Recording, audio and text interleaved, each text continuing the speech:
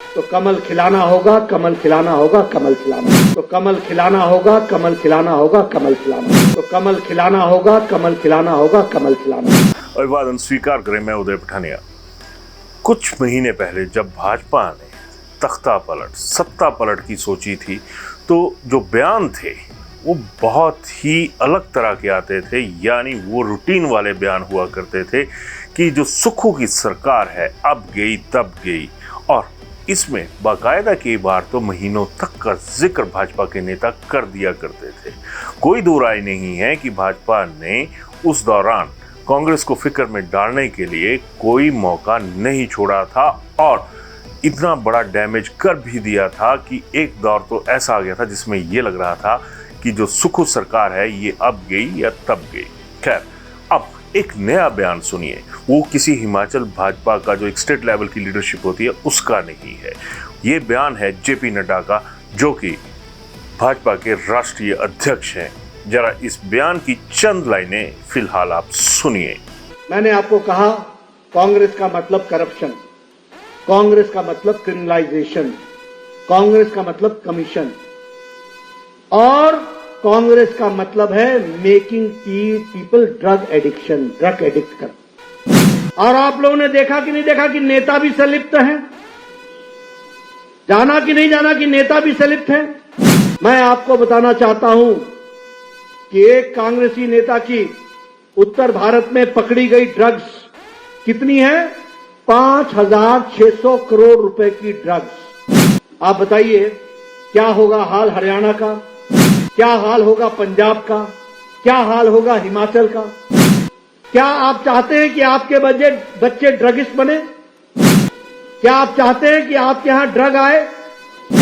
क्या अगर आप नहीं चाहते हैं तो एक बात आप ध्यान में रखिए, कांग्रेस आएगी तो ड्रग वालों को बढ़ावा मिलेगा।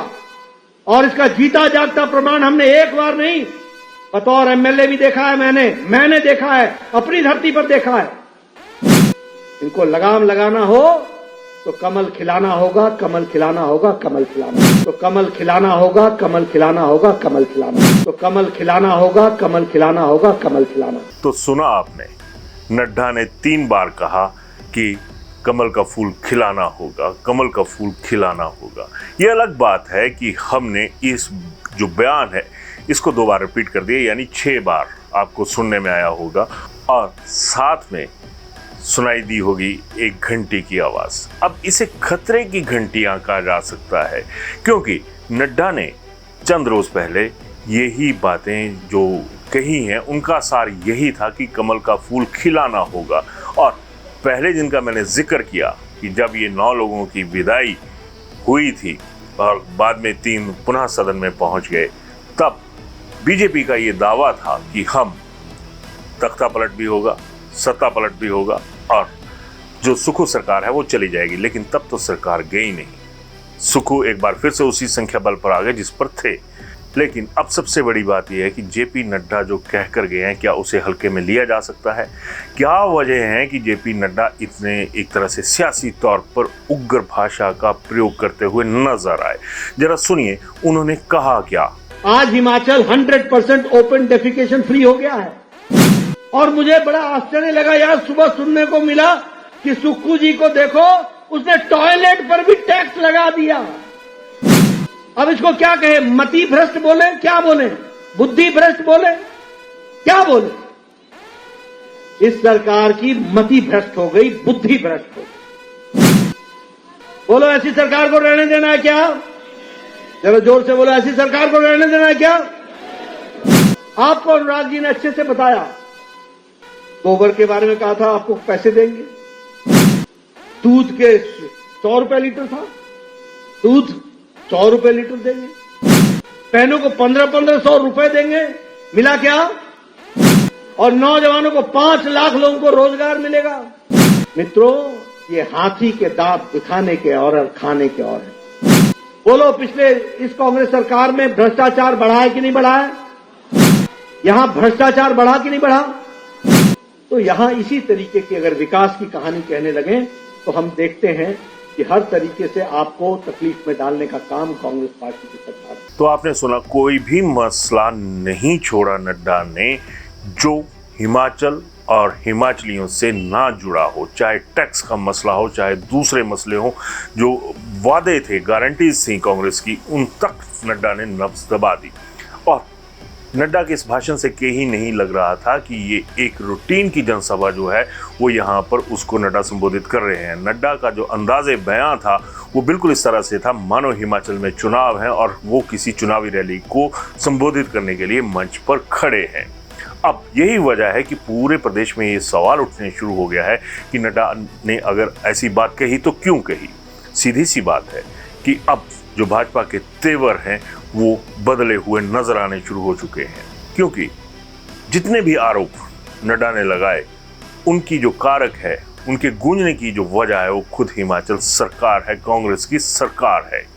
और दुर्भाग्य देखिए, सियासत में कह लीजिए या किसी भी तरीके का दुर्भाग्य देखिए, कांग्रेस इन आरोपों का खंडन नहीं कर पा रही है। और पूरी हिम्मत के साथ मैं ये कह सकता हूं कि हिमाचल में भी अगर विकास का कोई पत्थर लगा है तो उस विकास के पत्थर के ऊपर कमल का निशान है, भारतीय जनता पार्टी का निशान है। इस बात को ध्यान रखें। कभी हमने सोचा था कि मंडी में मेडिकल कॉलेज खुलेगा, कभी हमने सोचा था कि हमीरपुर में मेडिकल कॉलेज खुलेगा, कभी हमने सोचा था कि चंबा में मेडिकल कॉलेज खुलेगा, कभी हमने सोचा था कि सिरमौर में, नाहन में मेडिकल कॉलेज खुलेगा,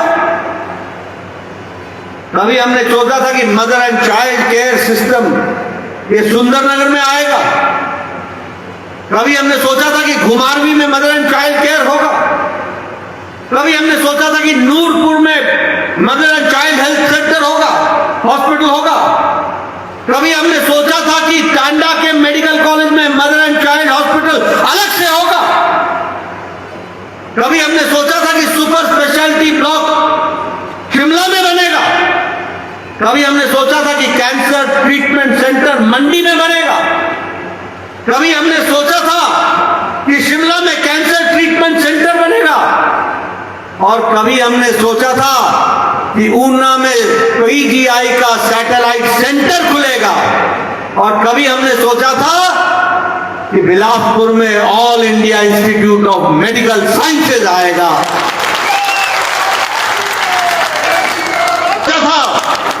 कि हाइड्रो इंजीनियरिंग कॉलेज ये बंगला की पहाड़ी को सुशोभित करेगा। कभी हमने सोचा था कि बल्क ड्रग पार्क ये ऊना में खुलेगा, कभी हमने सोचा था कि मेडिकल डिवाइस पार्क आएगा, कभी हमने सोचा था कि कभी टेस्टिंग लेबोरेटरीज हिमाचल में होगी, कभी हमने इन सब चीजों की कल्पना नहीं की थी, कभी नहीं। और मैं तो यहां पर पूरे दावे के साथ कह सकता हूं कि जिस पुल का शिलान्यास अलेखट पुल जिसका स्वर्गीय इंदिरा गांधी ने किया था, उसको भी पूरा करने का और उद्घाटन करने का काम प्रेम कुमार धूमल और मुझे मिला था, उसको भी हम ही ने पूरा किया।